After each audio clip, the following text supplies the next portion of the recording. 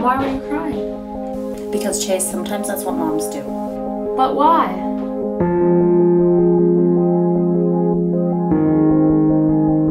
God, why was my mother crying? When I made mothers, they had to be special. I made their shoulders strong enough to carry the weight of the world, yet gentle enough to give comfort. I gave them an inner strength to endure childbirth and the rejection that many times comes from their children. I gave them a hardness that allows them to keep going when everyone else gives up and take care of their family through sickness and fatigue without complaining. I gave moms the sensitivity to love their children under any and all circumstances, even when their child has hurt them very badly.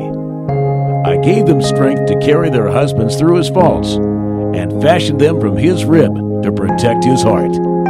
I gave mothers wisdom to know that a good husband never hurts his wife, but sometimes tests her strengths and her resolve to stand beside him.